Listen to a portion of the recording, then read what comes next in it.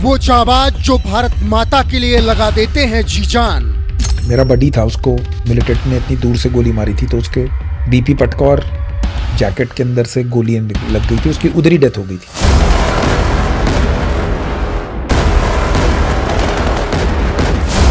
गोली लगी, ग्रेनेड फटा, फिर भी नहीं टूटा हौसला। कई जगह पे फायर हुए हैं, हमारे आसपास से गोली गई, बडी की डेथ हो गई। तो ये सब चीजें, ये सब कॉम्बैट में होता है, ऑपरेशंस में होता है। ऑन द स्पॉट आतंकियों का कर दिया फैसला। हमें इस्तेमाल जब किया जाता है, जो भाले की नोक होती है, हम वो हैं। हम जब निकलेंगे तो हम काम करके ही रहेंगे।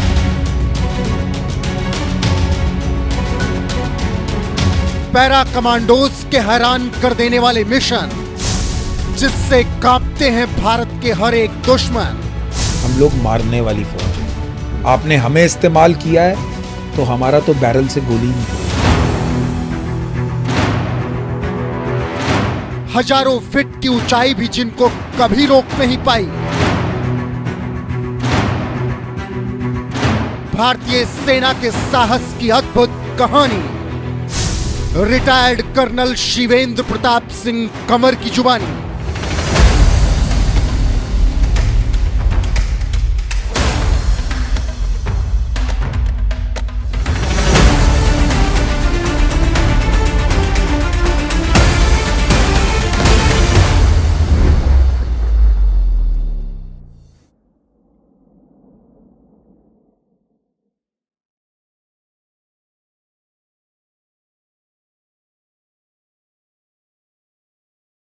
नहीं आसान है यारों फौजी होना, दूसरों की सलामती के लिए अपना सब कुछ खोना।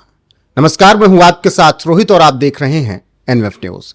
ये पंक्तियां आज मैंने क्यों बोली हैं, आपको इस पॉडकास्ट में समझ में आएंगी, क्योंकि आज मेरे साथ जो शख्सियत हैं उनसे बेहद दिलचस्प बात होने वाली है। नाम है उनका शिवेंद्र सिंह, रिटायर्ड कर्नल हैं। बहुत बहुत स्वागत है सर।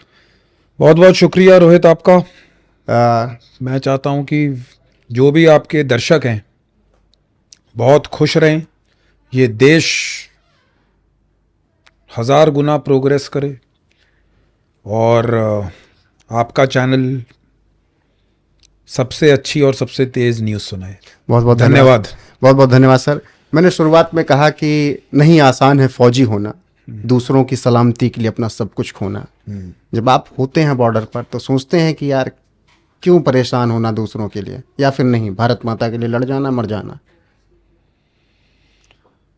भारत माता के लिए लड़ना और मरना तो सौभाग्य वालों की बात है।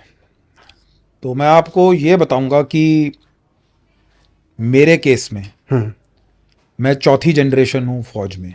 मेरे पूर्वज, मेरे दादाजी, परदादाजी, मेरे फादर सारे फौज में थे।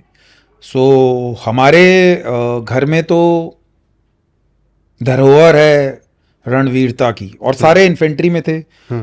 उसके बाद मेरी 2 बहनें हैं और वो दोनों भी आर्मी ऑफिसर्स को ही मैरिड है। वाह। और एक कर्नल रिटायर हुए हैं कुमाऊं रेजिमेंट से, एक सर्विंग मेजर जनरल हैं, वो स्पेशल फोर्सेस के हैं। मैंने स्पेशल फोर्सेस में नौकरी की है। तो हमारे लिए तो देश की रक्षा करना हमारी रगों में ही था। और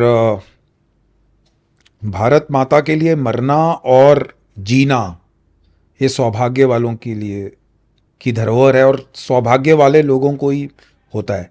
लेकिन इस फौज में भी स्पेशल फोर्सेस, पैराशूट रेजिमेंट में कार्यरत रहना, वॉलंटियर करना उस काम के लिए जो कि नॉर्मल फौजी भी 4 बार ही सोचे।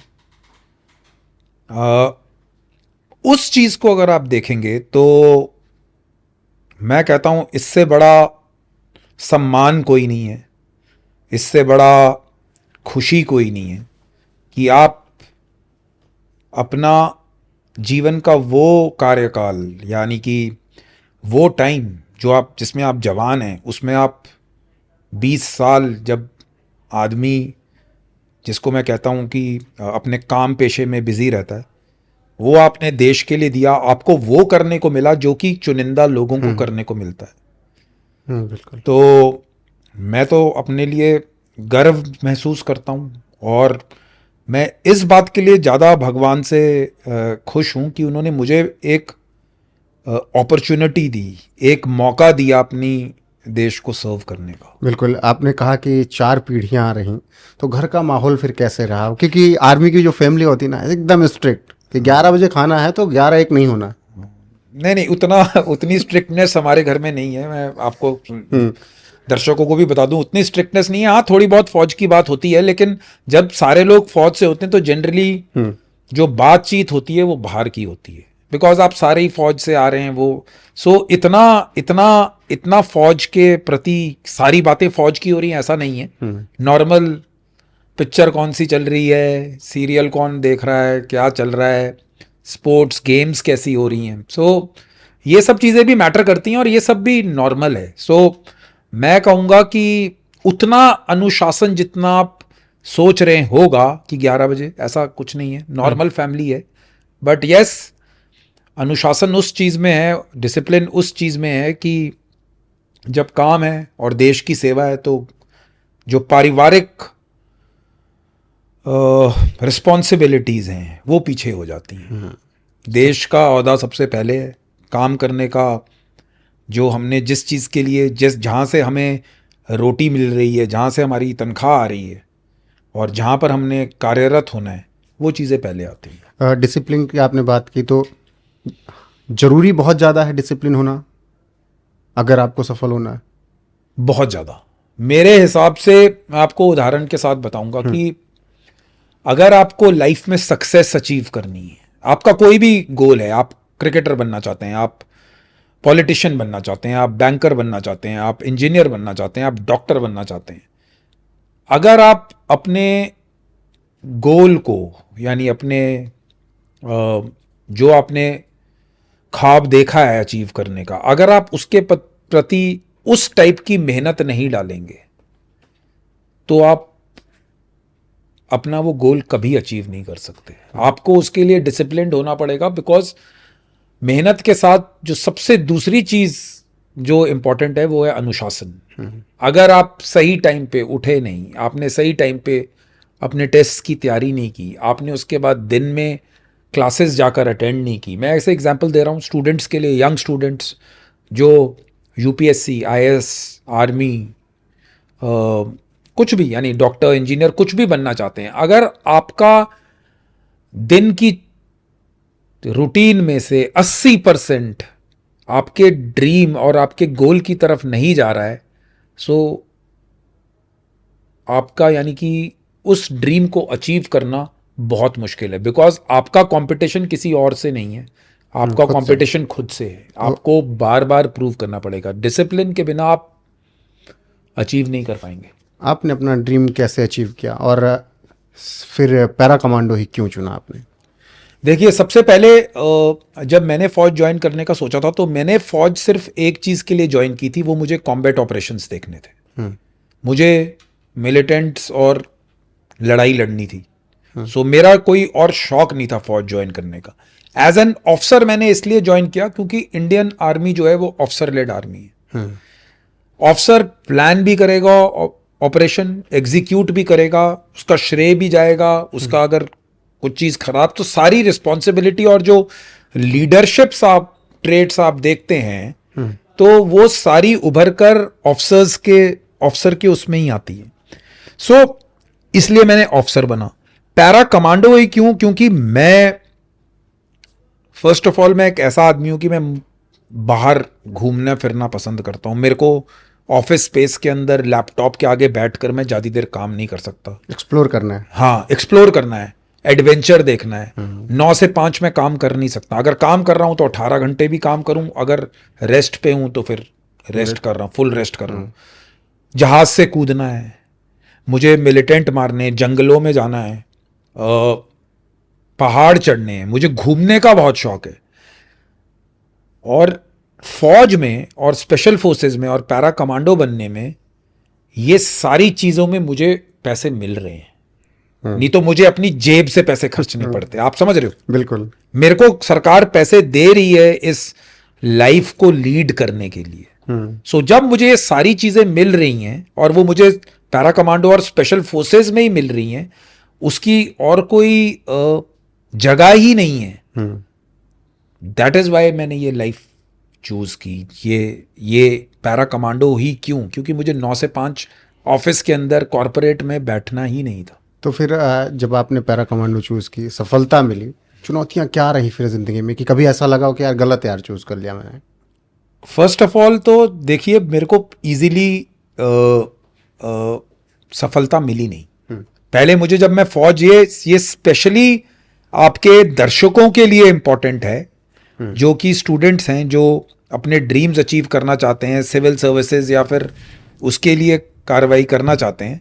तो ऐसा है कि आप ये मान के चलिए कि मैंने जो रिटर्न फौज का दिया था, वो मैं रिटर्न हमेशा क्लियर करता था, लेकिन फौज में तीसरी बार जो एक हमारी एसएसबी इंटरव्यू होती है, वो 2 बारी मेरी क्लियर नहीं हुई, तो मैं 3rd बारी क्लियर किया। उसके बाद कमांडो की प्रोबेशन भी मेरी 1st बारी क्लियर नहीं हुई थी स्पेशल फोर्सेस की, वो 2nd में की।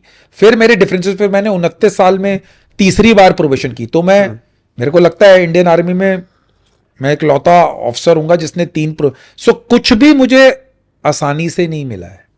यानी मेरे को बहुत ज्यादा जिसको आप कहते हो फेलियर्स का सामना करना पड़ा है।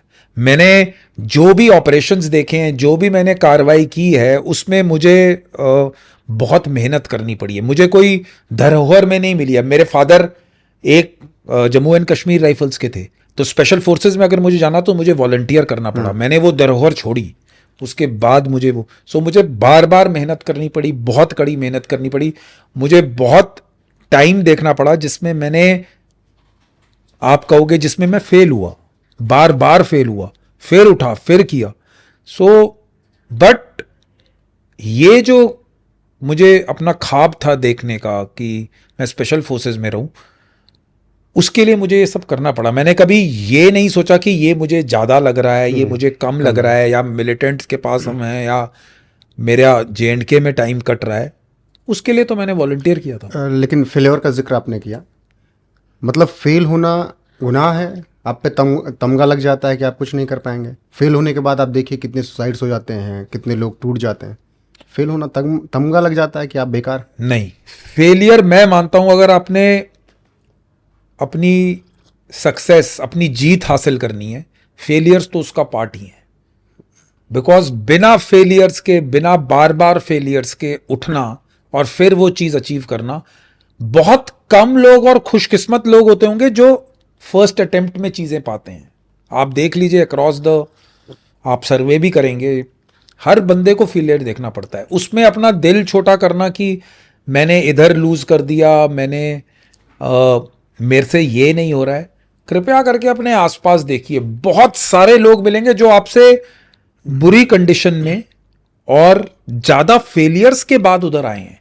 मैंने तीसरे अटेम्प्ट में, मैं आपको एग्जांपल देता हूं, मैंने तीसरे अटेम्प्ट में SSB क्लियर करके मैं एकेडमी ज्वाइन की। मेरे साथ लोग थे जिन्होंने 6, 7वें, 12वीं, 13वीं, 14वीं बार भी दी है। सो आप देख सकते हैं, हर इंसान को, वो हमारी फितरत है कि हमको लगता है कि हम सबसे ज्यादा दुख उठा रहे हैं। ऐसा कुछ नहीं है। हम जो उठा रहे हैं वो हम उठा रहे हैं, अपने लेकिन हिस्से का हम उठा रहे हैं। हमारे अपने हिस्से का है वो हम। और हमें ये मानकर चलना चाहिए कि आसानी से कुछ मिलेगा नहीं, आपको मेहनत करनी पड़ेगी। जब पहली बार वर्दी आई बदन पे, तो फिर आया था कि फील किया यार हाँ जो चाहता था मिल गया। अनुभव कैसा था वो? देखिए, वर्दी एक ऐसी चीज है कि अगर आप उसको डिजर्व नहीं करते, अगर आप उसको पहन नहीं सकते, यानी कि आप दुनिया के सबसे अमीर आदमी हो सकते हैं, लेकिन फौज की वर्दी आपको मिल नहीं सकती, आप खरीद नहीं सकते उसको। सो एक बचपन से जो आपकी चाह रही है, जिसमें आप देख रहे हैं अपने फादर को यूनिफॉर्म में, आपके आसपास वाले यूनिफॉर्म में, जब आप खुद वो यूनिफॉर्म पहनते हैं, उससे बड़े गर्व और मैं कहता हूं कि सक्सेस या फिर गर्व की बात उससे बड़ी हो नहीं सकती। तो जब हम देखते थे कि बचपन में कि यार ये यूनिफॉर्म पहननी है, अब जब वो ड्रीम अचीव हुआ उसके बाद, यानी कि मेरा वो सपना था, तो कह सकते हैं दुनिया के, यानी अपने उस जीवन का सबसे यानी अलग अच्छा अनुभव रहा। अच्छा अच्छा अच्छा अच्छा यानी इवेंट रहा वो। जब पहली बार पहुंचे बॉर्डर पर, तो वो पहला अनुभव आपका कैसा था कि, या पहला आपका ऑपरेशन कैसा था? देखिए पहला ऑपरेशन तो, ऑपरेशंस बहुत टाइप के होते हैं। जब पहली बार हम वादी में पहुंचे तो बॉर्डर पे तो नहीं थे, लेकिन हम लोग काउंटर टेररिस्ट ऑपरेशंस में थे और ऑपरेशंस करते रहे, खूब सारे ऑपरेशंस किए। लेकिन जो पहली, जिसको आप कहते हो पूरी ट्रेनिंग लेने के बाद जो गोली चलती है, जो आप फायर करते हो, जिसमें टारगेट आपके ऊपर, ये तो आप रेंज में फायर कर रहे हो, आपके ऊपर टारगेट कभी फायर नहीं कर रहा है, लेकिन इस कंडीशन में तो टारगेट आपके ऊपर फायर कर रहा है। वो वाला फीलिंग तो यानी कि वो एक अलग दुनिया है, वो ना समझाई जा सकती है। वो जिसने अनुभव की है वो ही उसके बारे में बता सकता है। तो मैं तो कहता हूँ मेरे जैसे आदमी के लिए जिसने सिर्फ कॉम्बैट के लिए और लड़ाई के लिए फौज ज्वाइन की थी, वो यानी कि ऐसा मोमेंट था कि मैं अपने शब्दों में बयान नहीं कर सकता। यानी लगता है कि हाँ अब कुछ मर्दों वाला काम शुरू हुआ है ज़िंदगी में। तो हाँ वो अलग फीलिंग है। वो आप लोग यानी कि आप अ, देख सकते हैं, आप उसको जो महसूस करना है, वो बंदा जो उस चीज़ में उस पर्टिकुलर मोमेंट में रहा है, वो अनुभव किसी बहुत ही उम्दा अनुभव है। बिल्कुल। भारतीय सेना किस हिसाब से काम करती है? दुनिया के अलग अलग सेनाएं हैं, भारतीय सेना का ऐसा क्या है कि दुनिया की सबसे मजबूत सेनाओं में एक गिनी जाती है? तीनों सेनाओं की अगर हम बात कर लें तो देखिए भारतीय सेना का सबसे बड़ा प्लस पॉइंट है कि भारतीय सेना कुछ भी काम कर सकती है। हमें ज़्यादा आराम, ज़्यादा इक्विपमेंट, ज़्यादा जो कि हम कहते हैं सुविधाओं की ज़रूरत नहीं है। नॉर्मल चाय, पूड़ी, और भारतीय सेना तत्पर है लड़ने के लिए। हमें कोई ज़्यादा चीज़ें की ज़रूरत नहीं है, क्योंकि हमारी ट्रेनिंग, हमारी लीडरशिप, हमारा काम करने का तरीका, हमारी धरोहर, जो हम इतने पुरानी सेवाएं, पहले हम ब्रिटिशर्स के अंडर फाइट करते थे और अब तक जो करते आ रहे हैं हर रेजिमेंट, और चाहे वो स्पेशल फोर्सेस है, चाहे नॉर्मल इन्फेंट्री रेजिमेंट है, चाहे लॉजिस्टिक्स हैं, एएससी है, कोई भी आप उठाकर देखेंगे, सबसे बेस्ट ऑफिसर्स जेसीओ और जवान हैं। सो हमारे लिए कोई चीज़ मुश्किल नहीं है। और मैं इसलिए ये बात इतने गर्व से और इतने विश्वास से कह रहा हूं क्योंकि मैंने वो अनुभव किया है। एज अ कैडेट जब हम एकेडमी में थे, एज अ यंग ऑफिसर 3 4 5 से लेकर जब तक मैंने स्पेशल फोर्सेस की यूनिट कमांड की, सो 20 साढ़े 20 साल में मैंने ये जो आप जिसको कहते हैं एक बहुत ही उम्दा ट्रेनिंग हासिल की हुई और कॉम्बैट एक्सपोजर। सोल्जर यानी कोई सिपाही तब सिपाही बनता है जब वो लड़ाई देखता है, और हम लोग लगातार तमाम। आज़ादी से थोड़ा बहुत लड़ाई देख ही रहे हैं, देखते रहे हैं। तो सो तो दुनिया की ऐसी कौन सी फोर्सेस हैं जो कि ताकतवर है बहुत ज़्यादा, जैसे भारतीय सेना है? कुछ अगर ऐसी फोर्सेस हों, 2 4। अमेरिका का, बिकॉज बाहर लड़ाई लड़ते हैं और सारी लड़ाइयाँ उन्होंने लड़ी हैं बाहर।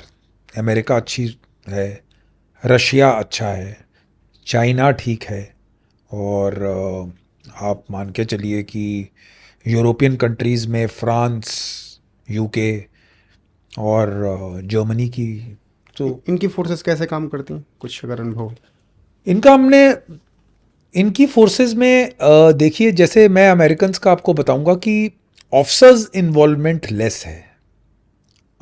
उनके जो हवलदार रैंक के जो ओहदेदार हैं, चाहे वो मास्टर चीफ्स हैं, चाहे वो सार्जेंट्स हैं, वो ज़्यादा ऑपरेशंस प्लान करते हैं। इंडियन आर्मी में भी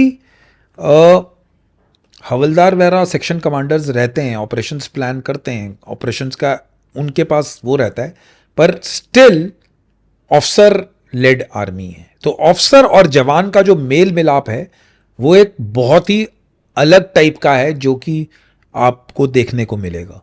बिकॉज आपको जो जूनियर लीडरशिप चाहिए, जब आप असली लड़ाई में हो, जब आप असली लड़ाई, कॉम्बैट, काउंटर टेररिस्ट ऑपरेशन देख रहे हो, उस लेवल का जो जूनियर लीडरशिप है वो इंडियन आर्मी का बहुत हाई लेवल का है।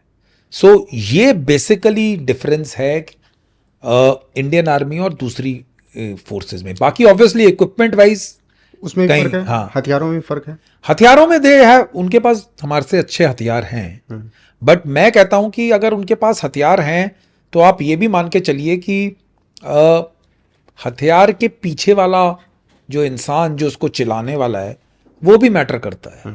सो 19-20 का फर्क है जब हम ट्रेनिंग में और अपने माइंडसेट की बात करते हैं। हाँ, इक्विपमेंट उनका बेटर है बिकॉज उनकी रिक्वायरमेंट वैसी है।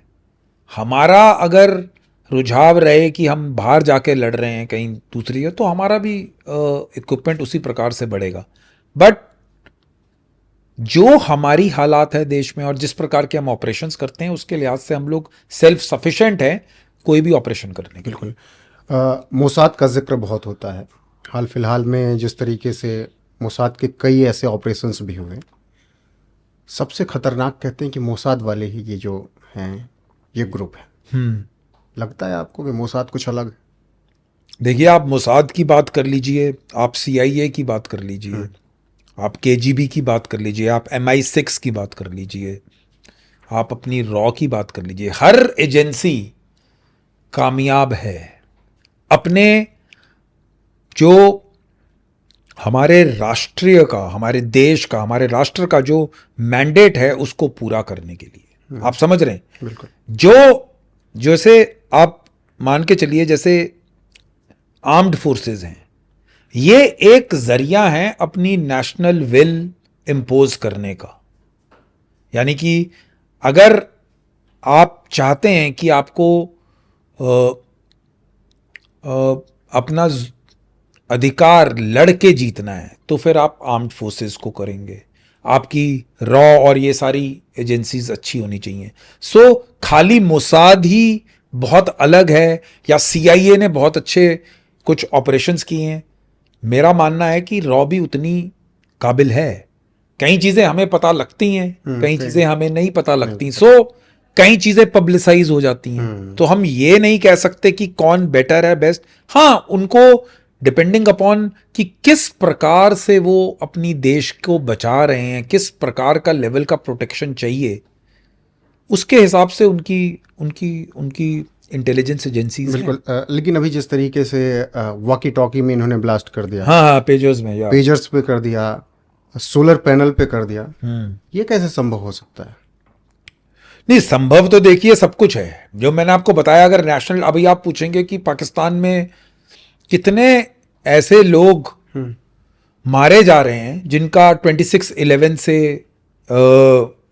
लेना था। अज्ञात हमलावर जिसको वो कोई मस्जिद जा रहा है उसको मार दिया, कहीं कोई बॉम्ब ब्लास्ट हुआ उसमें कुछ हो गया।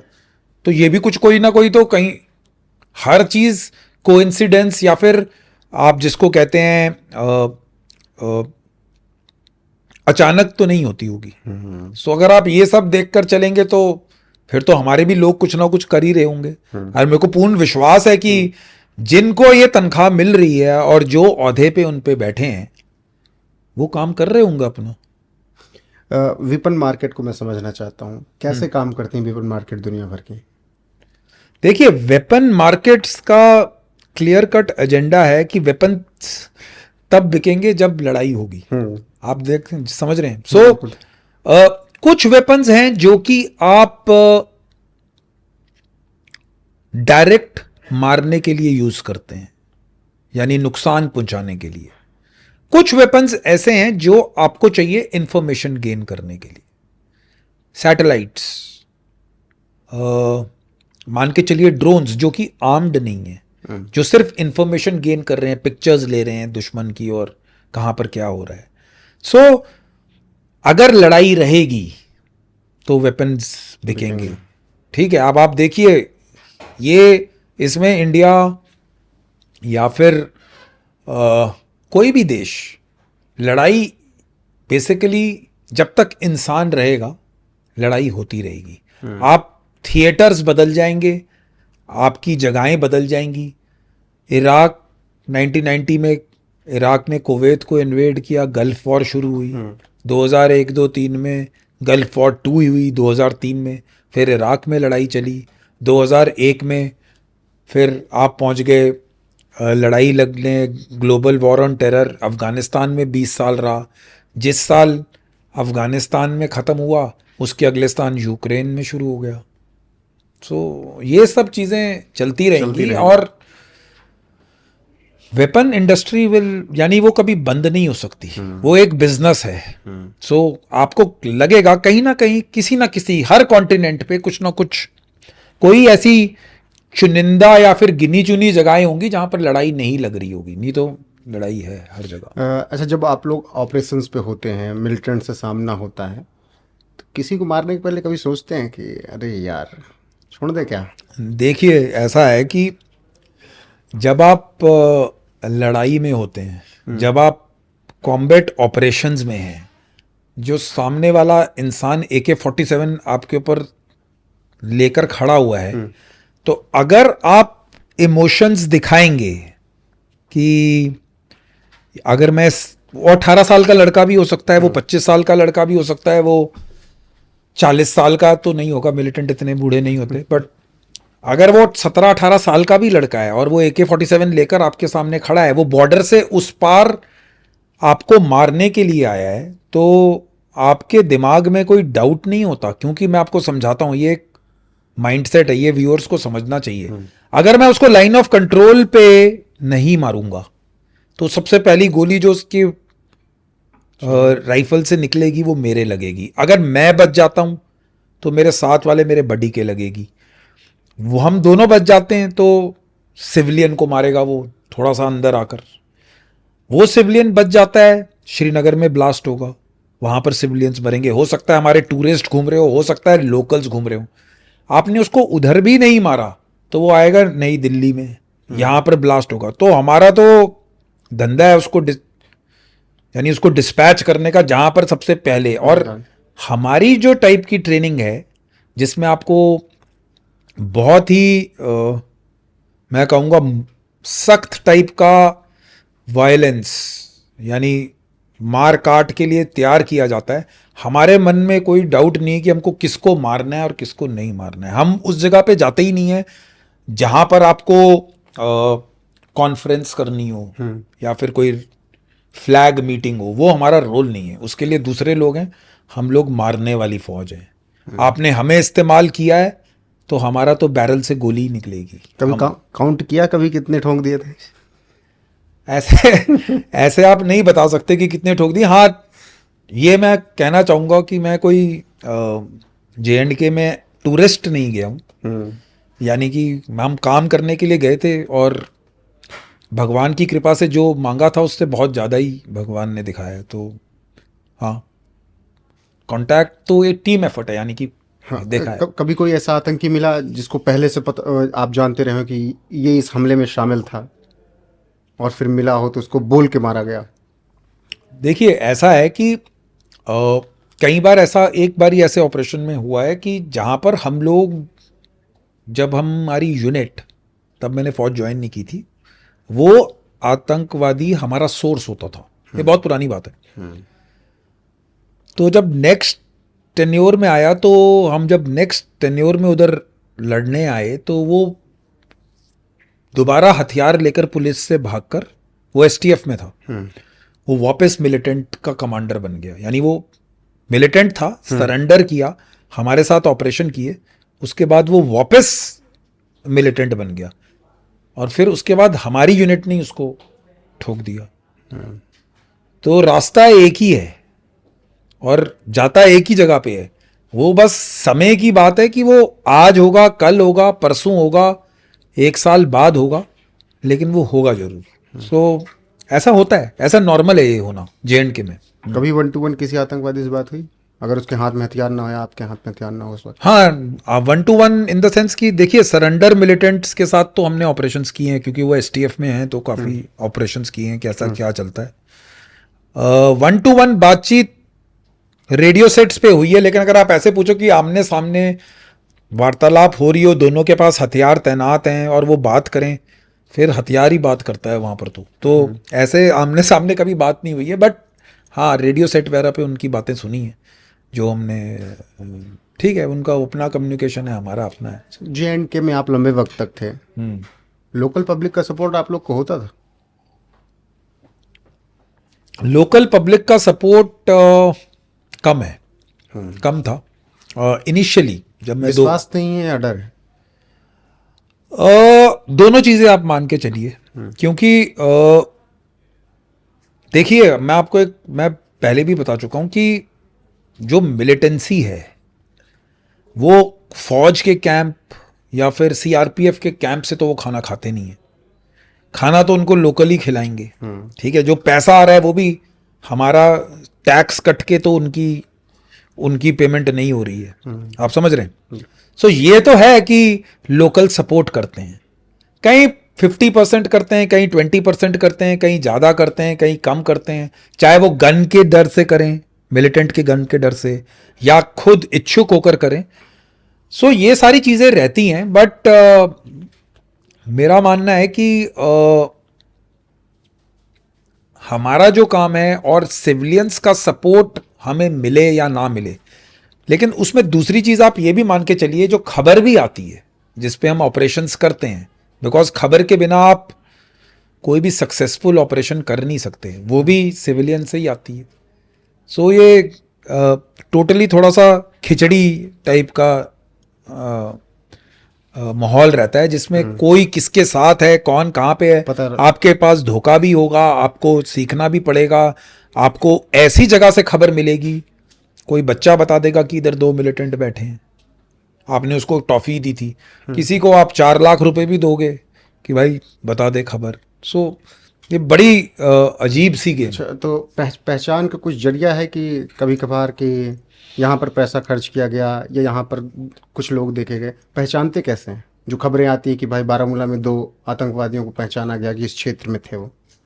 देखिए, लोकल पुलिस के पास इनपुट होती है, लोकल आर्मी यूनिट्स के पास इनपुट होती है, बट अगर आप हमसे पूछोगे कि मिलिटेंट कैसे पहचाना जाता है, अगर हथियार है तो वो मिलिटेंट है। सिंपल आइडेंटिफिकेशन, जो सबसे आसान शनाख्त करने का तरीका है कि ये आदमी मिलिटेंट है कि नहीं। अगर हथियार है तो उसको हम पॉजिटिव आइडेंटिफिकेशन कहते हैं।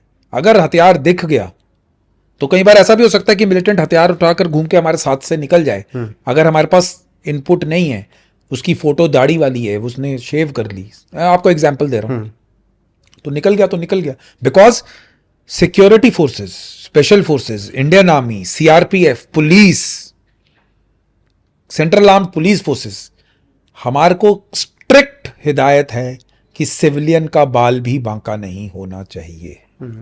हम कोई ऐसा ऑपरेशन नहीं करते कि जिसमें सिविलियन कैजुअलिटीज हों, हमारे को मालूम होने के बाद कि ये यहां पर सिविल कैजुअलिटी, और उस चक्कर में बहुत बारी मिलिटेंट्स निकलते भी हैं, तो वो हमारे ऑपरेशंस में हम ध्यान रखते हैं। तो ये व्यूअर्स को लगे कि कुछ भी कहीं पर भी अंधाधुंध फायर हो रहा है, ऐसा होता नहीं, बिकॉज जिन लोगों को हम बचा रहे हैं वो हमारे ही देश के लोग हैं। सो हमारे को क्लियर कट आदेश है कि जब तक पॉजिटिव आइडेंटिफिकेशन हथियार नहीं नजर आएगा या हमारे ऊपर पहले फायर ना हो, हम फायर बैक नहीं करते। बिल्कुल। जैसे आपने तमाम ऑपरेशंस की, कुछ ऐसे ऑपरेशन जो बहुत खतरनाक रहे हों? देखिए, ऑपरेशंस सारे प्लानिंग और खतरनाक ऑपरेशन तब बनता है जब आप फायर में आते हैं, आपके अगेंस्ट फायर हो। सो 1-2 जगह पे जान बहुत पास बची है, कई जगह पे मिलिटेंट आराम से मिला है, यानी आ गया तो हमने मार दिया। लेकिन खतरनाक ऑपरेशंस ऐसे एक आधा ऑपरेशन है जिसमें बिल्कुल ही आसपास से फायर वायर हुआ और बच गए भगवान की कृपा से, तो वो उन ऑपरेशंस को आप खतरनाक कह सकते हैं, जिसमें एक आधे फीट, 1 मीटर मौत से। सामने खड़ी थी। हाँ, मौत सामने हो, जिसको आप कह सकते हैं कि बचना मुश्किल था। लेकिन आपको मैं बता रहा हूँ कि किसी दिन वो किस्मत होती है आपकी कि आप बच जाते हैं। तो ऐसा ऑपरेशन था जिसमें हम लोगों को पक्की खबर थी। हम लोग 3 मिलिटेंट्स का ग्रुप ट्रैक कर रहे थे और उस दिन 2 की खबर थी। और हम लोगों ने, जहाँ पर हमें खबर थी उस घर की सर्च चल रही थी, तो मैं और मेरा बडी सर्च कर रहे थे। सो वो जो घर था वो एक ढोक टाइप का घर था, जिसमें लोकल्स, ढोक वो होता है, वो डबल स्टोरी टाइप ढोक था, जिसमें गांव नीचे रह जाता है, ऊपर पहाड़ों में जहाँ पर वो गर्मियों के टाइम पे ऊपर चढ़ जाते हैं। तो हमारे को खबर थी 2 की, हम देख रहे थे, कहीं मिला नहीं। तो एक जगह होती है जहाँ पर ऐसे करके कवर था, जिसको आप अगर हटाएंगे तो नीचे गायें और ये सब होती, जिसमें वो चारा फेंक देते हैं। तो मैंने वहाँ पर चेक किया, वहाँ पर क्योंकि हमें घर में कुछ मिला नहीं, बड़ा घर तो था नहीं वो, तो मैंने अपने बैरल से उसको चेक किया। और जब मैं पीछे मुड़ा तो मेरे को ऐसा लगा पीछे कोई आदमी खड़ा है। तो वहाँ पर मिलिटेंट ने मेरे ऊपर फायर किया। उसने अपनी पूरी मैगजीन खाली की, 30 राउंड होते हैं एक मैगजीन में। क्योंकि मेरा एंगल नहीं था तो मैंने भी फायर किया, लेकिन मेरी गोलियां थोड़ी साइड में लगी। और फिर हमने खिड़की से जंप की, मैंने और मेरे बडी ने, उसने ग्रेनेड फेंके, वो मेरे टांग पे लगे। और फिर मेरे बडी को एवैक्यूएट करना पड़ा और मुझे पूरी रात उधर ही रहना पड़ा। और एक मिलिटेंट ने भागने की कोशिश की, उसको हमने उधर ही मार दिया था। और एक को अगले दिन सुबह मारा। तो अगर आप देखें तो ये, इसको मैं काफ़ी क्लोज कहूँगा।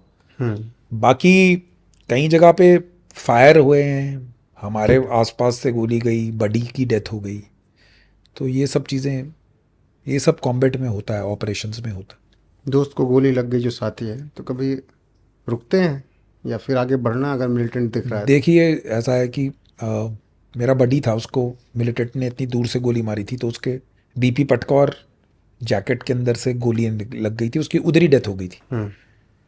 तो मेरी तब 2-2.5 साल नौकरी होगी और मुझे ऐसा लगता था कि मैं इस गाँव को आग लगा दूं, क्योंकि आप पिछली रात को आपने खाना इकट्ठे खाया है। उस वो एक ही स्लीपिंग बैग में, जब हम लोग 0 डिग्री टेम्परेचर में या -2-3 में कहीं पहाड़ों पे ऑपरेशन कर रहे हैं, तो हम लोगों ने इकट्ठे टाइम काटा है। हम लोगों ने इकट्ठे बारिश में गीली पूड़ियाँ खाई हैं। तो आपको अपने भाई से ज़्यादा उस आदमी से लगाव हो जाता है जो आपके साथ 365 दिन में से लगभग 330-340 दिन आप उसके साथ काटते हो। तो वो आपके लिए अपने खून वाले रिलेशन से ज़्यादा बढ़ के हो जाता है। जब उसकी डेथ होती है तो आपको लगता है जैसे आपका हाथ या आपकी बॉडी का पार्ट किसी ने काट दिया हो। आप समझ रहे हैं? सो मेरे बडी की डेथ हुई, हम लोग सुबह ऑपरेशन पे थे, 5-10 सुबह डेथ हुई, मिलिटेंट निकल गए। क्योंकि हम लोग 5-6-7 लोग थे, हम पूरा उतना कवर नहीं कर सकते, हम छोटी टुकड़ी में ऑपरेट करते थे। हम लोग वापस आए, उसका सामान पैक किया जो घर भेजना होता है, जो उसके बाद लगभग 11-12 बजे फिर हमें खबर आ गई मिलिटेंट की, और हम लोग फिर निकल गए। तो हमारे पास किसी दुख को जज़ब करने का उतना समय नहीं है। हमारा काम है, अगर हमारा साथी शहीद हुआ है तो उसको जो श्रद्धांजलि है वो खून से ही दी जाएगी, और वो खून मिलिटेंट का ही होगा। अब मैं उसी मिलिटेंट को मारूं या उसके किसी और को मारूं, वो हमें मैटर नहीं करता है। हमारा काम है टू फाइट बैक। अगर हम उसके ऊपर सोचते रहेंगे, बुरा लगता है जब आप अकेले होते हो, आप बैठे हो, आपको याद आती है। लगभग 19-21 साल पहले ये घटना घटी है। आज भी वो रात और वो जो सुबह है, मुझे इस घर जहाँ पर वो उसकी डेथ हुई है, मुझे एक एक चीज़ याद है कैसे हुआ था। आप भूल नहीं सकते वो चीज़ें, वो लाइफ लॉन्ग, पूरी जिंदगी में आपके साथ रहेंगी। और ये वही समझ सकता है जिसने उस प्रकार की जिंदगी देखी हो। आपने अपनी जान दूसरे के हाथ में दी हो, अपनी जान उसने आपकी जान कर रक्षा की हो, आप लोगों ने रात दिन इकट्ठे काम किया हो, आप लोग मुश्किल वक्त में इकट्ठे रहे हो, चाहे वो सर्दी थी, चाहे वो बारिश थी, चाहे वो बर्फ़ थी, चाहे वो धूल मिट्टी थी, चाहे आप जहाज़ से कूद रहे थे, वो आपके आगे कूद रहा था, आप पीछे। सो ये सब चीज़ें टाइम पे डेवलप होती हैं, और जब वो आदमी आपको छोड़ के जाता है तो लोग बोलते हैं कि हमारे कज़न ब्रदर की डेथ हो गई या ब्रदर की डेथ हो गई। असल में जो भाईचारा है फौज का, स्पेशल फोर्सेस का, जिसको हम ब्रदरहुड बोलते हैं, वो है। वो आदमी उस टाइम पे आपके साथ था जब आपकी जान को खतरा था। तो आप उन फीलिंग्स को और उन इमोशंस को नॉर्मल की तरह ट्रीट नहीं कर सकते, और जब वो आदमी आपकी लाइफ से जाता है तो आप समझ सकते हैं कि आपके दिमाग पे और आपके दिल पे, और जब आप 23, 24, 25 साल के इंसान हैं, यंग हैं, आपने लाइफ उतनी देखी नहीं है, जो आप जिंदगी जी कर आए हैं, और वहाँ पर जब आपको वेरिएंस और आपको जब रियलिटी स्ट्राइक करती है कि जिन लोगों को मैं बचा रहा हूँ उनकी वजह से मेरा दोस्त जा रहा है, ये जा रहा है। सो इतनी हिम्मत आती कहाँ से है कि दोस्त की डेथ हो गई, मार दिया गया, और आप उसी जज्बे के साथ खड़े हैं? ट्रेनिंग से आती है। ट्रेनिंग आपको उस लिहाज की दी जाती है, आपका जो मकसद है, आपका जो मिशन है, अगर आप रुक जाएंगे तो आप ये मान के चलिए कि अगर आपकी जो साथी शहीद हुआ है उसकी पूरी कुर्बानी व्यर्थ हो जाएगी, बेकार हो जाएगी, अगर आपने और लोग और मिलिटेंट नहीं मारे तो। यही चीज, बिकॉज अगर आप आतंकवादियों को, दुश्मन को नहीं रोकोगे, इधर नॉन वायलेंस या अहिंसा का कोई रोल नहीं है। ये वो जगह नहीं है कि आपको एक थप्पड़ पड़ा तो आप दूसरे गाल आगे कर दो। अगर आपके ऊपर 100 गोली चल रही हैं, अगर आप उसका 200-250 गोलियों से रिप्लाई नहीं करोगे तो वो आदमी कभी रुकेगा नहीं। ये मैं आपको रियल टाइप की बात बता रहा हूँ, यानी ये सच्चाई है। फायर को फायर से ही दबाया जा सकता है, खून का बदला खून ही है। अगर आप रुकेंगे तो वो जो आपका दुश्मन है वो और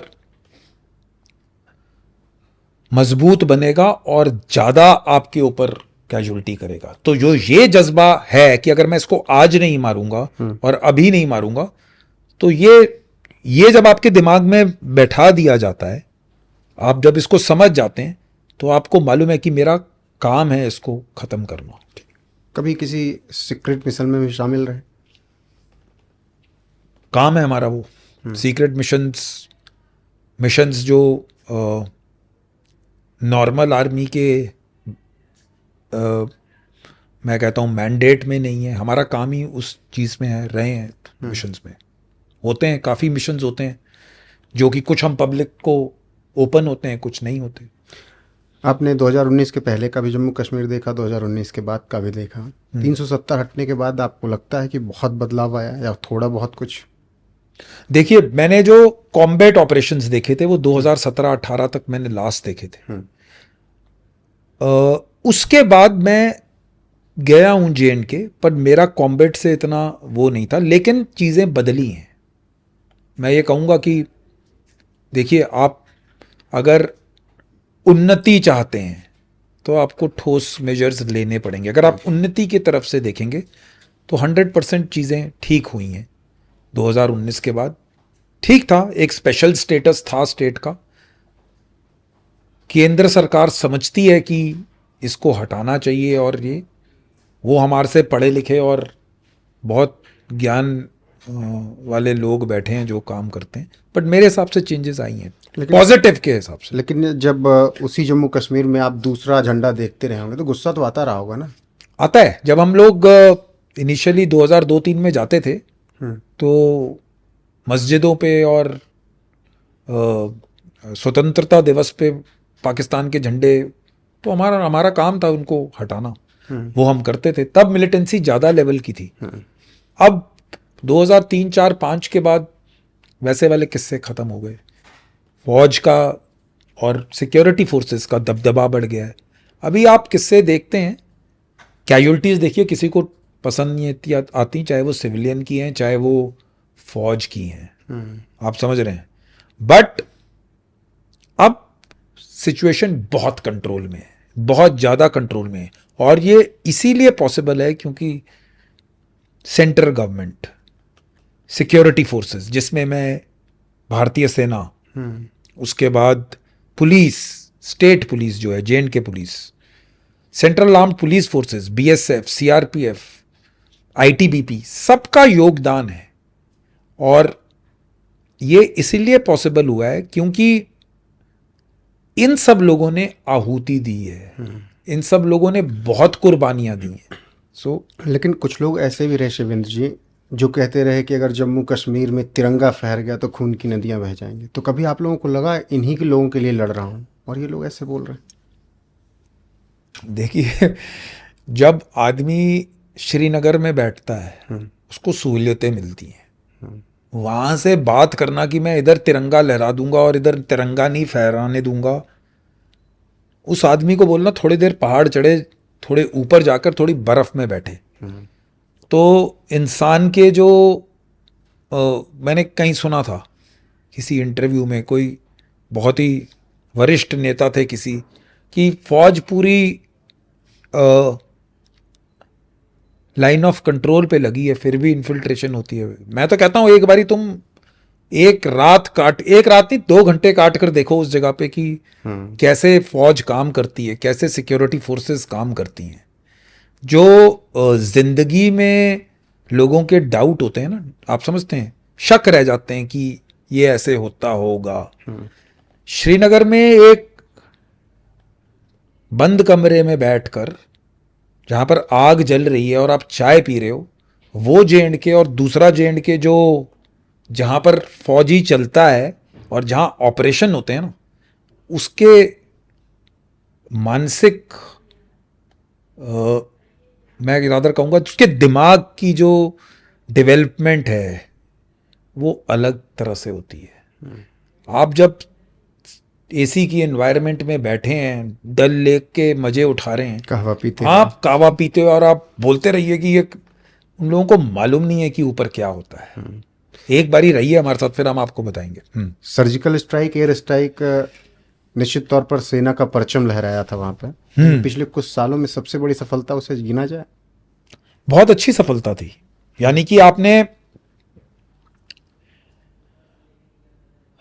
आपके ऊपर, मैं कहूंगा आपके देश की इंटेग्रिटी पे हमला हुआ, आपने उसको रिटेलिएट किया, आपने उसका जवाब दिया, दिल खोल के दिया, जहां बोला था वहां पर दिया, बिना किसी से घबराए हुए दिया। ये सब चीज़ें बहुत मायने रखती हैं। तो मेरे हिसाब से तो ये बहुत ही अच्छे इवेंट्स थे जो कि गवर्नमेंट ने किए, और उसमें एक में आर्मी शामिल थी, एक में एयरफोर्स शामिल थी, और जो भी सपोर्ट भी था, चाहे वो किसी का, हम लोग भूल जाते हैं आर्मी एयरफोर्स क्योंकि नज़र आती है, लेकिन स्टेट गवर्नमेंट और जो आपका स्टेट मशीनरी है, पुलिस, मैं पैरामिलिट्री फोर्सेस की बात करता हूँ, सेंट्रल आर्म पुलिस फोर्सेस की, इन लोगों का भी सहयोग बहुत होता है। यानी मैंने CRPF को काम करते देखा है, मैंने BSF को काम करते देखा है। सारे एकजुट होकर जब काम करते हैं तो सक्सेस, नाम किसी का भी आ सकता है उस पॉइंट ऑफ ऑपरेशन में, लेकिन मेहनत सबकी है। ऐसा कभी कोई ऑपरेशन आया हो जिसमें आप लोगों को लगा कि नहीं ये ऑपरेशन करना चाहिए, ऊपर से ऑर्डर्स ना मिले हों, लेकिन मन हो कि नहीं ये ऑपरेशन होना चाहिए भाई? देखिए, जहां पर हमारे ऑपरेशंस आते हैं, मैं स्पेशल फोर्सेस की बात करूंगा क्योंकि मैंने 20 साल में से 18.5 साल उधर ही काटे हैं, तो मेरा ज़्यादा, हमारे लिए जब हमें उठा लिया जाता है या जब हमें टास्क दे दिया जाता है, चाहे मैं जिस यूनिट में था या जिस यूनिट को मैंने कमांड किया या फिर कोई भी और स्पेशल फोर्सेस यूनिट है, हमारे को वो उसी वक्त बुलाया जाता है जब पॉलिटिकल प्रेशर और आपकी सीनियर मिलिट्री लीडरशिप जानती है कि इन लोगों को अब लगाना है। तो हमारे को जब लॉन्च किया है तो फिर हमारा वो वाला ऑफ वाला बटन आप कट एंड क्लियर कर, हमारा काम क्लियर है। हमको जब वो ग्रीन, जैसे आपको मैं बताऊंगा, जब आप हवाई जहाज से कूदते हैं तो तीन लाइट्स जलती हैं। सो एक होती है ग्रीन, एक होती है रेड और एक होती है येलो, और येलो या ऑरेंज कह लीजिए आप, जो भी उसको कहते हैं। सो ऑरेंज लाइट पे रेडी हो जाता है सब कुछ, ग्रीन लाइट पे गो हो जाता है, और रेड अगर दब जाए तो यानी जंप रोक दी जाती है।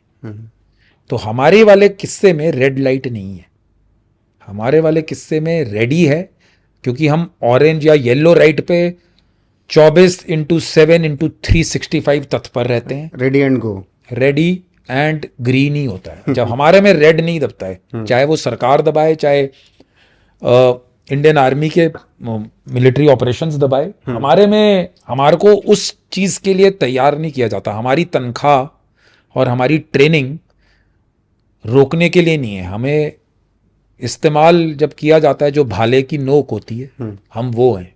हम जब निकलेंगे तो हम काम करके ही। जब आप जंप कर रहे हो हाँ जी, नीचे 10,000 फीट 20,000 फीट हो, कभी ऐसे मौके आए कि भाई दिमाग उस रास्ते में उस सफ़र में किया हो कि भाई ये क्या हो गया, या ये भूल गए, या पैराशूट नहीं खुल रहा है, ऐसे कभी कोई ऐसी नौबत आई? नहीं, बहुत ट्रेनिंग की जाती है हम्म, इस टाइप की ट्रेनिंग के लिए। देखिए, पहली बात तो ये है कि जंप से ज़्यादा व्यूअर्स को खुश नहीं होना चाहिए, बिकॉज जंप हमारे लिए सिर्फ एक जरिया है लड़ाई में कूदने का। हमारा जो असली टास्क है, ये मैं बार बार बताता हूँ, वो जंप के बाद शुरू होता है। जंप तो आजकल एनसीसी के बच्चे भी करते हैं। सो जंप करना वन पार्ट है, कोई दिमाग में टेंशन नहीं है। हमारे माइंड और ट्रेनिंग इतनी ज़्यादा कर दी जाती है कि मैंने किसी पैराट्रूपर को हवाई जहाज़ में आकर रुकते नहीं देखा है। जब एक बारी रैंप खुल जाता है तो सारा रास्ता सिर्फ एक ही है, वो बाहर का। आप इस चीज़ का ध्यान देते हैं कि क्या मैं नीचे जाकर अपना टास्क करूंगा कि नहीं। सो वो ज़्यादा इम्पोर्टेंट चीज़ दिमाग में चल रही होती है, रादर देन जहाज़ से कूदना। कूदना तो एक पार्ट है, नीचे पहुंचकर ग्राउंड पे हम अपने मिशन को कैसे अंजाम देंगे, हम उसको कितने अच्छी तरीके से अंजाम देंगे, हम उसको कितने कम समय में अंजाम देंगे, वो चीज़ें ज़्यादा मैटर करती 24/7 लोडेड रहता है। हैं। Loaded, fully loaded, 24/7/365। आप चाहे पीस लोकेशन में हैं, चाहे आप देखेंगे कि नॉर्मल यूनिट्स जो हैं वो 2 या 3 साल पीस में काटेंगे, फिर 3 साल फील्ड में काटेंगे, यानी JNK में काटा, नॉर्थ ईस्ट में काटा, फिर वापस आकर 3 साल पीस स्टेशन में रहे, ट्रेनिंग की, फिर दोबारा तैयार हुए। हमारे में रेस्ट नहीं है। अगर हम पीस में भी हैं तो भी हमारे को किसी भी टाइम पे बुलावा आ सकता है। तो हमारे लिए लड़ाई 24 घंटे 7 दिन और 365 दिन कभी रहती है। इस सर्विस में 18.5 साल में कभी ऐसा आया कि बिछड़ गए हों किसी ऑपरेशन में, टाइम लग गया हो यूनिट तक पहुंचने में? हाँ, कई ऑपरेशंस हो जाते हैं जिसमें आप थोड़ा सा टाइम प्लान के हिसाब से लेट हो जाते हैं, बट ऐसा कुछ नहीं होता कि आप लोग, because majority of the operations तो आप अपने कंट्री के अंदर ही कर रहे हैं। सो थोड़ा बहुत लेफ्ट राइट होता है, जो कि हम लोग अपने टाइम प्लानिंग में, जब हम ऑपरेशंस का मैं कहता हूं जब उसका टाइम लेकर चलते हैं, क्योंकि हर ऑपरेशन को टाइमली प्लान किया जाता है, तो ऐसी चीज़ों को अगर हमको मालूम है कि इस पहाड़ पे हमें चढ़ना है, तो जहाँ पर अगर सपोज हमारा अनुमान है कि 4 घंटे लगेंगे, तो हम 1 आधा घंटा रिजर्व लेकर चलते हैं। ऐसा नहीं है कि हम लोग कहीं अलग ही बिछड़ गए, बिकॉज ऐसा मैंने देखा नहीं है। और अगर ऐसा होता भी है तो वो थोड़े टाइम के लिए होता है। उसके बाद आपके पास कम्युनिकेशन के साधन है, आपके पास रेडियो सेट्स हैं, आपके पास डिफरेंट टाइप ऑफ इक्विपमेंट है, जिससे आपको सिचुएशनल अवेयरनेस रहती है कि कौन कहाँ पे चल रहा है। सो कोड वर्ड भी होता है आप लोगों को? हाँ जी, हाँ जी, कोड वर्ड होते हैं। नॉर्मल सबके कोड वर्ड होते हैं। अपना बेसिकली वो हमारा कम्युनिकेशन का प्रोसीजर है, जिसमें रियल नाम नहीं होता।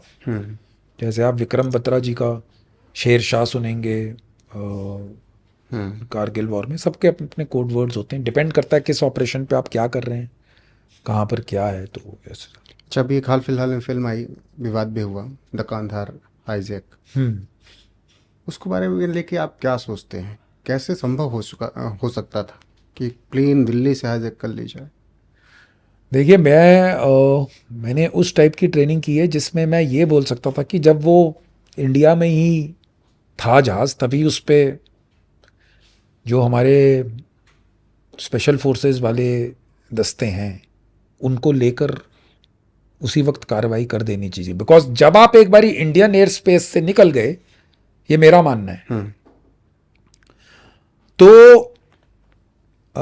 आपके हाथ से इनिशिएटिव चला गया, जो आपको मौका था। क्योंकि बाहर जाकर ऑपरेशन करना, पूरा वर्ल्ड आपको देख रहा है, वो बहुत मुश्किल होता है। जब तक वो अंदर है उसी टाइम पे एक्शन करना चाहिए था, अगर आपने मिलिट्री एक्शन करना था तो। अगर आपका शुरू से प्लान ये था कि नहीं हमने यात्रियों को बचाना है, बिकॉज यात्रियों को बचाना भी एक इम्पॉर्टेंट उस ऑपरेशन में रिक्वायरमेंट थी। सो अब वहाँ पर क्या कार्रवाई रही, कैसे रहा, वो तो अभी दर्शाया जा रहा है। मैंने वो सीरीज़ देखी नहीं है वैसे, जो मैंने किताबों में और जितना मेरी नॉलेज है, क्योंकि हम तो तब, ये 99 की बात है, तब तो हम तो फौज में ही 2001 में गए थे, तो हम भी हेयरसे में पढ़ते थे कि कैसे कैसे क्या हुआ है। सो मेरे मानने से अगर ऐसा हो जाए तो जितना आप अपने देश में रहते हुए एक्शन करना चाहते हैं, चाहे वो मैं कहूँगा आप डायरेक्ट एक्शन करना चाहते हैं, यानी आप यूज करना चाहते हैं फोर्स को, अपने देश में कीजिए। बिकॉज एक बार ही आपके देश से बाहर चला गया, फिर आपके नियम कानून, वर्ल्ड ओपिनियन, उसके बाद ऑपरेशन कंडक्ट करना और वापस लाना मुश्किल हो जाता है। पाकिस्तान की कुछ हैसियत है? नहीं, पाकिस्तान हमारे सामने, चाहे वो आप मिलिटरीली देखें, फौजी तरीके से देखें, आर्थिक विकास से देखें, बिकॉज लड़ाई आर्थिक विकास पे भी चलती है, आर्थिक स्थिति।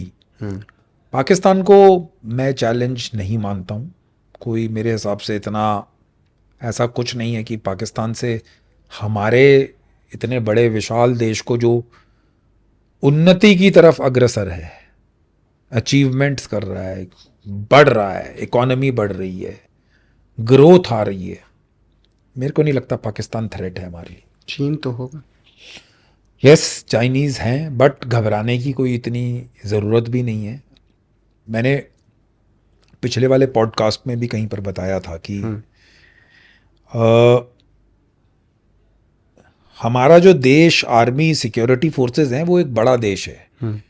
आप किसी भी टाइम पे, चाहे वो चाइना है या कोई भी है, हमें हराना इतना आसान काम नहीं है। आप देखिए यूक्रेन को सपोर्ट के साथ आज 10 दिन की लड़ाई जो खत्म होनी थी, आज 2.5 साल हो गए।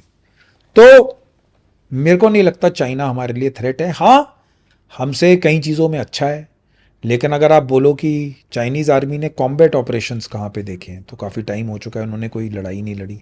उस लिहाज से इंडियन आर्मी और इंडियन फोर्सेस कॉम्बैट के लिए तैयार हैं, और मुझे नहीं लगता कि हमें चाइना के सिर्फ नाम से या फिर उसकी पहचान से डर लगना चाहिए।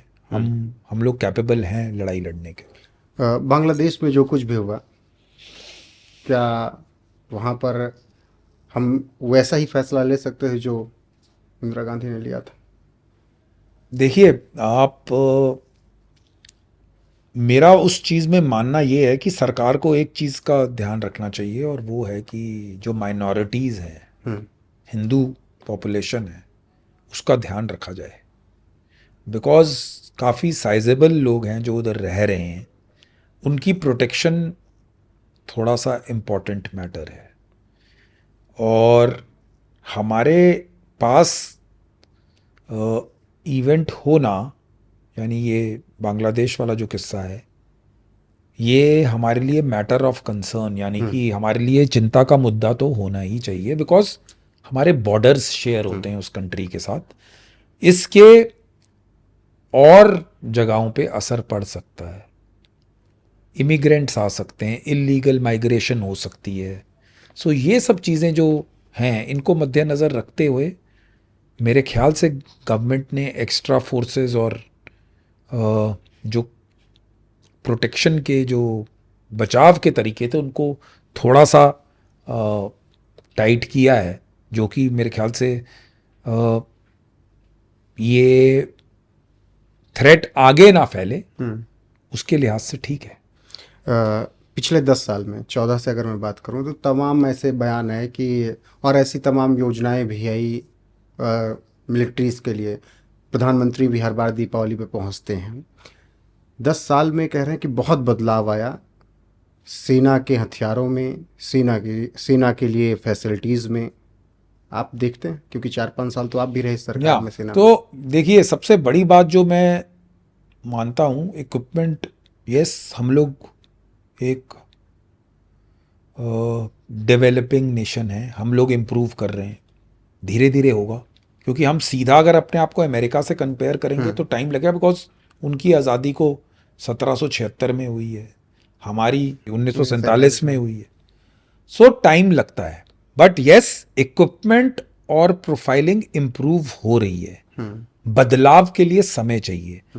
बट जो मुझे सबसे अच्छी चीज़ लगी है वो है डिसीजन मेकिंग। अगर आपने ठोस स्टेप लिया, बिकॉज सिर्फ बीजेपी की सरकार पावर में थी, इकलौती सरकार है, अगर कोई डिसीजन लिया तो वो डंडे की जोर पे ले सकते थे। ज़्यादा आप गठबंधन की सरकार रखेंगे तो प्रॉब्लम, ये भी एक रीज़न है। सो जो भी डिसीजंस लिए, जो ठोस डिसीजंस लिए और जो स्ट्रिक्ट मेजर्स उठाए, वो काबिल तारीफ हैं मेरी तरफ से। प्रधानमंत्री का हर बार दीपावली पे जाना सैनिकों के बीच एक अलग उत्साह देता होगा। ऑब्वियसली आपके प्रधानमंत्री, आपके लीडर्स, आपके जिनके लिए आप देश के, जो देखिए, प्रधानमंत्री भी पब्लिक सर्वेंट ही हैं, वो देश की सेवा कर रहे हैं, और सैनिक भी देश का सेवक है।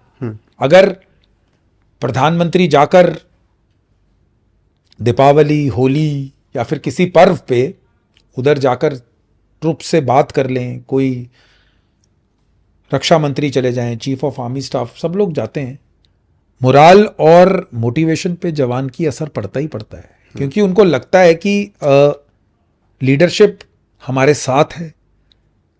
देखिए, प्रधानमंत्री पूरी तो सेना पे, यानी कि बॉर्डर पे खड़े होकर ड्यूटी नहीं कर सकते, उनको और भी बहुत सारी चीज़ें देखनी है। लेकिन ऐसे छोटे छोटे जो स्टेप्स या फिर जो मेजर्स उठाए हैं, वो काबिल तारीफ है मेरी तरफ से। अब आते हैं एक सवाल के बाद कुछ पर्सनल पे। लाइफ कैसे चल रही है रिटायरमेंट के बाद? बहुत अच्छी है मेरे को। सिविल लाइफ भी उतनी अच्छी लग रही है जितनी फौज की लाइफ थी, और मेरा मानना है कि मेहनत करना हमारा काम है। हम फौज में भी करते थे, सिविल में भी करते थे। सिविल का एनवायरनमेंट थोड़ा सा डिफरेंट होगा, फौज में मेरे ऊपर जिम्मेवारी बहुत ज़्यादा थी, चाहे मैं कमांडिंग ऑफिसर था जैसे भी था। सिविल में मुझे बस अपना ही देखना है, तो मेरी रिस्पॉन्सिबिलिटीज़ या फिर जिम्मेवारियां बहुत कम हो गई हैं। तो अभी क्या कर रहे हैं फिर?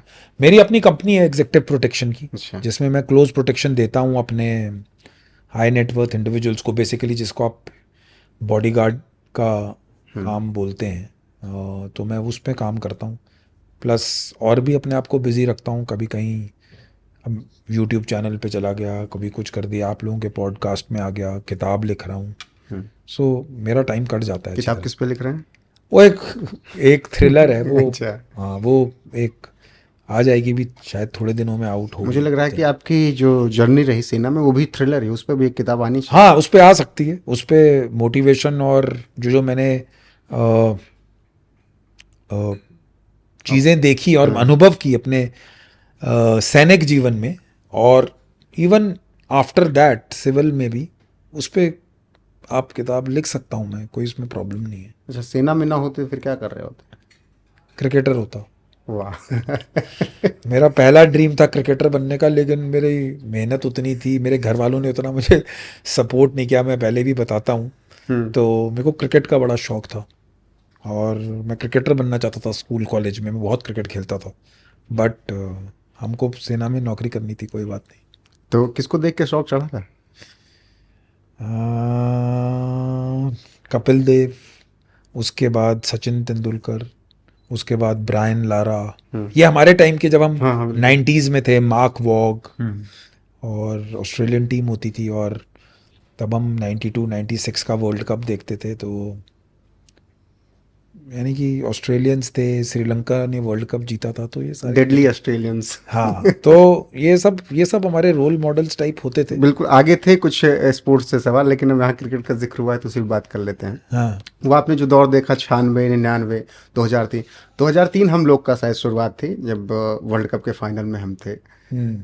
जब हम नहीं जीतते थे तो आप लोग में क्या फीलिंग होती थी भाई? एक अकेला नहीं, बंदा फौज में नहीं, क्रिकेट में जब हम लोग नहीं जीतते थे, बहुत बुरा लगता है। एक ही बंदा था सचिन तेंदुलकर जिस पे पूरी जिम्मेदारी है। नहीं, बुरा लगता है, लेकिन मेरे को ओवर द इयर्स आप अगर आज इंडियन टीम की काबिलियत देखेंगे तो मैं कहता हूं कि 5 टीमें निकल सकती हैं जो कि पांचों की पांचों वर्ल्ड कप जीत सकती हैं। इतना टैलेंट है, इतना ज्यादा अच्छी, इतने कंपटीशन है। जो अभी वाला जो टीम है, आप चाहे हम वर्ल्ड कप ना जीते हो पर हम T20 जीत गए, बट हम वर्ल्ड कप के फाइनल्स में ऑस्ट्रेलिया से हारे थे पिछले साल, वनडे वाले में। टेस्ट क्रिकेट में भी हम हार गए, लेकिन ठीक है, पूरे टाइम टीम अच्छी खेली, और एक मैच में चलो किस्मत खराब हो सकती है, मैं मान सकता हूं, लेकिन जो टैलेंट हमारे पास अभी है, अगर आप 5 इंडिया की टीम्स निकाल दीजिए, वो वर्ल्ड की किसी भी 5वीं टीम जो है इंडिया की, वो वर्ल्ड की किसी भी टीम को हरा सकती है। वो देखकर मुझे बहुत खुशी होती है कि इतना टैलेंट, चाहे वो बॉलिंग है, बैटिंग है, फील्डिंग है, इतना टैलेंट, और इतने, मुझे नहीं लगता कि इंडियन क्रिकेट को अगले 10 साल परवाह करने की ज़रूरत है कि हमारे पास प्लेयर्स नहीं आएंगे अगर विराट कोहली और रोहित शर्मा रिटायरमेंट ले लेते हैं। आपके दौर में ऐसा कौन सा कोई एक मैच याद हो जिसमें लगा हो कि यार? इंडिया पाकिस्तान 1996 क्वार्टर फाइनल, जिसमें बैंगलोर में मैच था और हमने 289 रन बनाए थे, और उसमें वेंकटेश प्रसाद ने आमिर सोहेल की बोल्ड मारा था, उसने दिखाया था। वो वाला मैच अभी भी याद रहता है, बहुत अच्छा मैच था। हमारे 12th के पेपर चल रहे थे, और मुझे याद है वो मार्च, मेरे ख्याल से 9-10 तारीख को मैच हुआ होगा। हमारे बोर्ड के पेपर थे 12वीं क्लास के, और वो वाला मैच तो खैर बहुत ही अच्छा, अजय जडेजा ने एंड में रन बनाए थे, एंड इंडिया ने मेरे ख्याल से 289 के आसपास रन बनाए थे, और वेंकटेश प्रसाद ने जब आमिर सोहेल की विकेट ली थी, वो मैच याद रहता है इंडिया पाकिस्तान। मौजूदा दौर में कौन सा खिलाड़ी अच्छा लगा? विराट कोहली मुझे, उनकी एग्रेसिवनेस, उनका अपने क्रिकेट और गेम के प्रति जो पैशन है, क्योंकि देखिए उस लेवल पे उस तरह का बेस्ट बैट्समैन बनना, आपके ग्राउंड के बाहर के मेहनत और डिसिप्लिन की भी बहुत ज़रूरत है। जैसे वो अपने फिटनेस का ख्याल रखते हैं, जैसे वो मेहनत करते हैं, और उसके बाद सेकंड उनका, ये मैं सेकेंडरी कहूँगा, फर्स्ट मुझे उनका जो एटीट्यूड है, चाहे वो ऑस्ट्रेलिया हो चाहे कोई भी हो, वो डरते नहीं किसी से, वो मुझे ज़्यादा मैं को रिलेट करता हूँ, क्योंकि हमको कहीं ना कहीं लगता है कि हमने जो स्पेशल फोर्सेस में सिखलाई ली है, वो चाहे कोई भी अपोनेंट हो, चाहे आदमी 6 फुट 4 इंच का हो, लड़ना है तो फिर लड़ना है। सिमिलरिटी आप दोनों में एक और है, टैटूज की। हाँ, टैटूज का है, बट मेरे को उनका वर्क एथिक और उनका जो पैशन है जो गेम के लिए, जो जिस हिसाब से वो अपनी जी जान के साथ, चाहे वो बैटिंग कर रहे हो, चाहे वो फील्डिंग कर रहे हो, कुछ भी कर रहे हो, जो वो जितनी जान लगाते हैं, ये बहुत अच्छा लगता है। आपको ये शौक कहाँ से है टैटूज पूरे हाथ? मेरे को बचपन से शौक था, तो मैं अपने टैटूज फौज में रहते हुए नहीं बना सकता हाँ, था, वो तो था। फौज में अलाउड नहीं है, लेकिन कुछ मैंने जो वर्दी के अंदर थे वो चोरी छुपे बना लिए थे, और बाकी मैंने छोड़ने के बाद बनाए। स्पोर्ट्स से जुड़ा आखिरी सवाल, कप्तान अगर आप देखें भारतीय टीम के, सबसे उम्दा आपको कौन सा लगा अभी तक?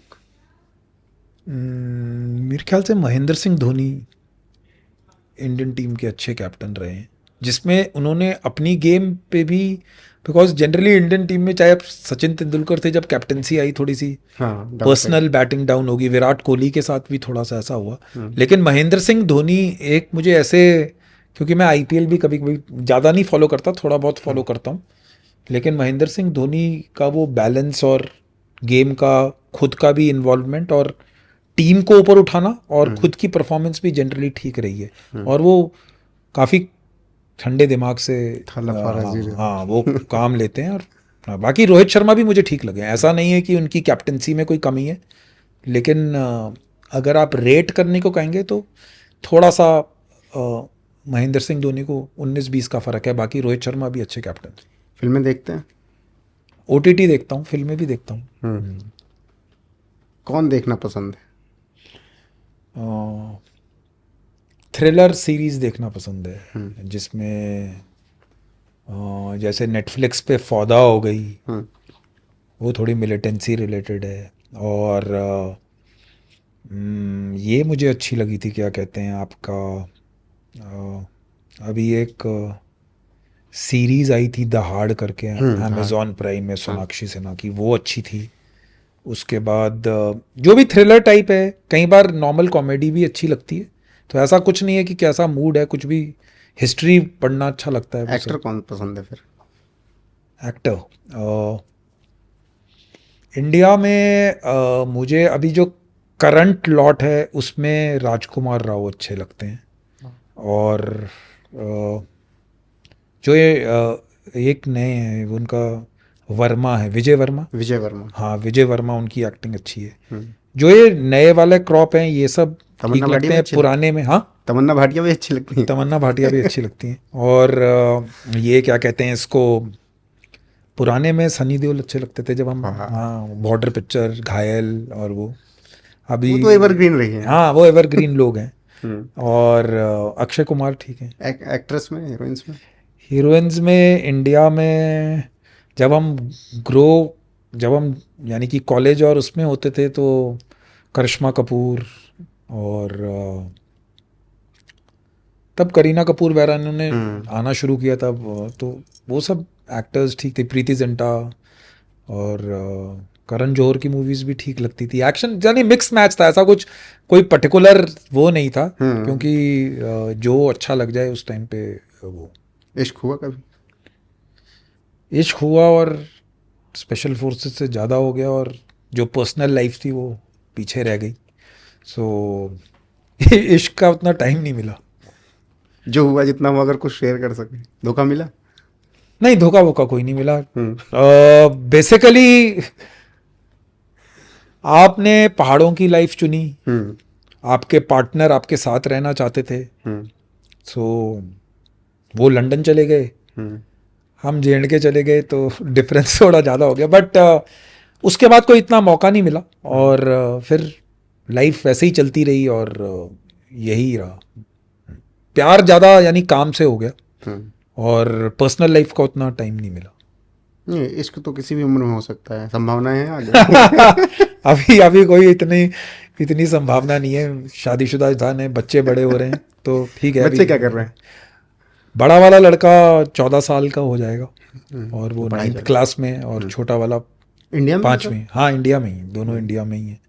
और पढ़ाई में वो बहुत तेज है। मैं चाहता हूँ थोड़े शरारती बने मेरी तरह, जैसे मैं क्रिकेट का बैट लेकर निकल जाता था। आज तो मोबाइल पे सब बिजी। हाँ वो गेम्स ज़्यादा खेलते हैं, हमारे टाइम में मोबाइल्स नहीं होती थी।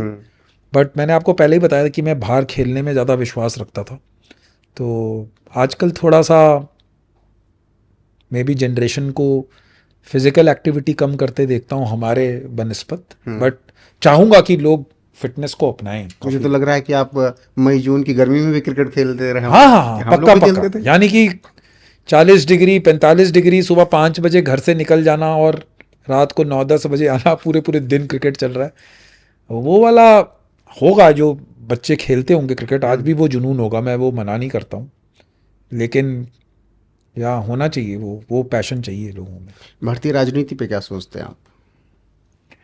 देखिए, राजनीति से हम लोगों को थोड़ा दूर रखा गया है। अगर आप फौजी सर्विस देखिए, बिकॉज बिल्कुल ही ए पॉलिटिकल ऑर्गेनाइजेशन है। यानी कि फौज कहेगी ये, गवर्नमेंट कहेगी कि ये काम होगा तो फौज करेगी।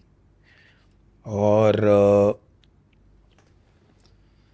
मैं एज अ पर्सन, क्योंकि मैं सिविल में हूँ और मैं थोड़ा पढ़ाई लिखाई की हुई है, तो मैं चाहता हूँ कि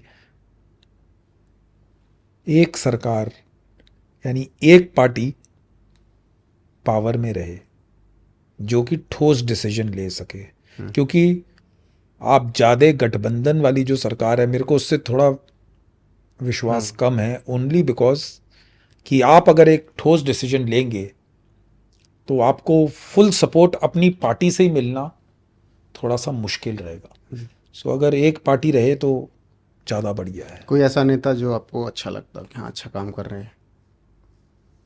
मुझे प्रधानमंत्री का काम ठीक लगता है, ठीक काम कर रहे हैं, कोशिश है।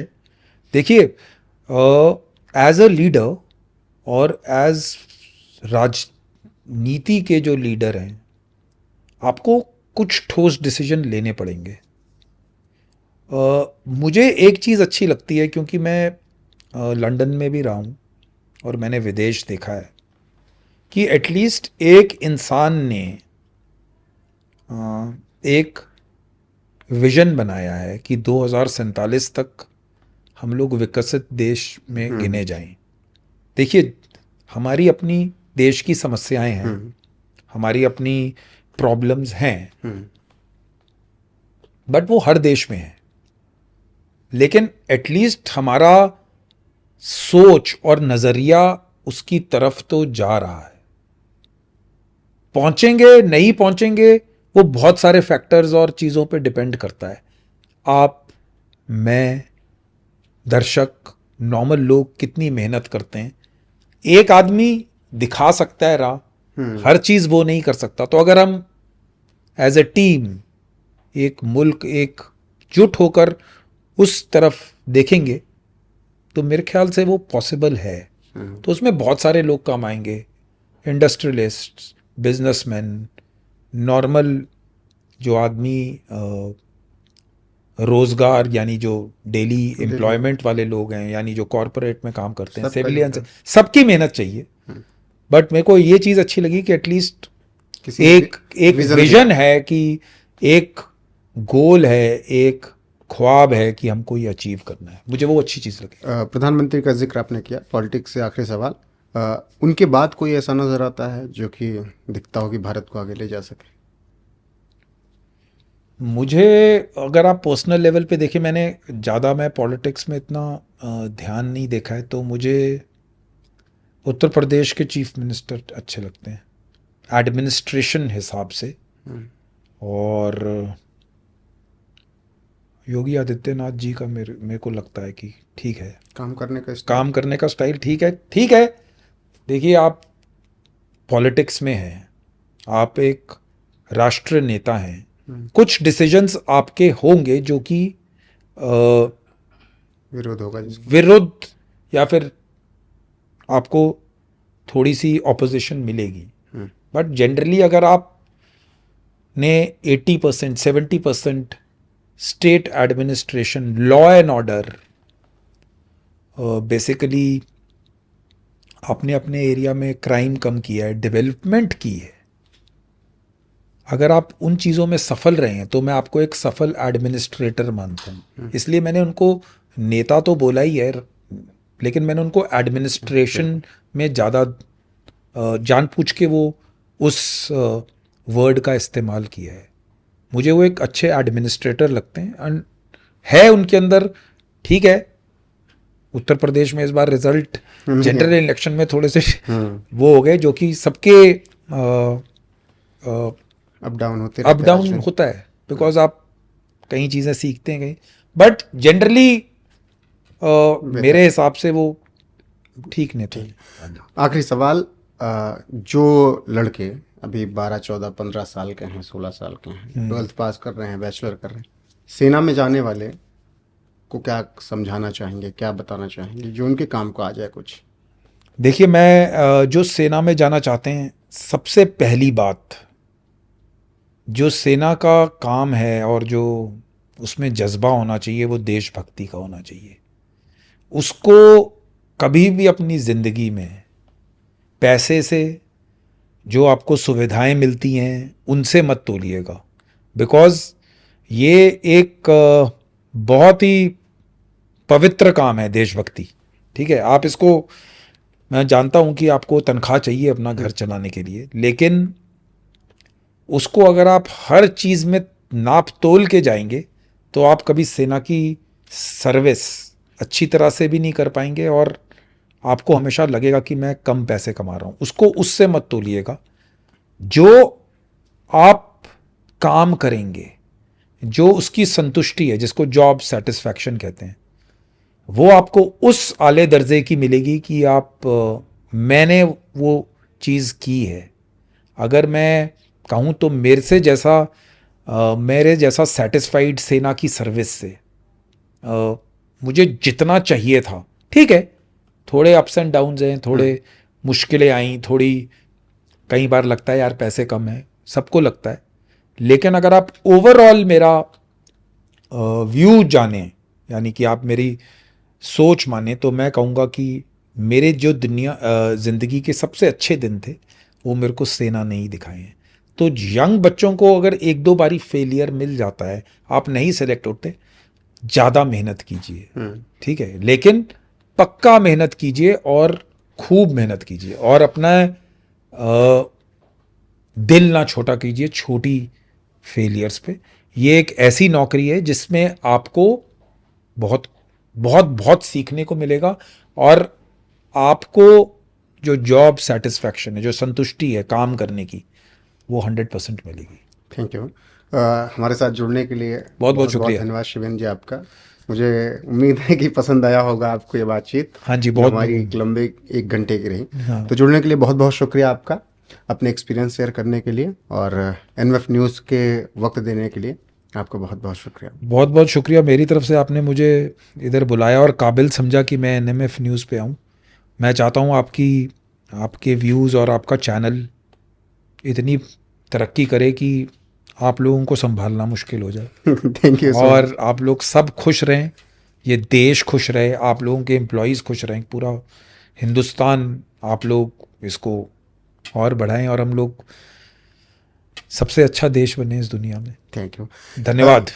तो ये थे हमारे साथ रिटायर्ड कर्नल शिवेंद्र सिंह कंवर, जिन्होंने बाकायदा अपने एक्सपीरियंस शेयर किए, युवाओं को उन्होंने बाकायदा अपनी राय भी दी और तमाम मुद्दे, पर्सनल लाइफ पर भी बात की, इश्क पे भी बात हुई, क्रिकेट पे भी बात हुई, खेल पे भी बात हुई, राजनीति पे भी बात हुई। अब जिम्मेदारी आपकी है कि आपको ये बातचीत कैसी लगी, शेयर जरूर कीजिएगा, कमेंट कीजिएगा और बने रहिएगा हमारे साथ, क्योंकि आपको फिर मिलाएंगे किसी और शख्सियत से किसी और पॉडकास्ट में। तब तक के लिए नमस्कार।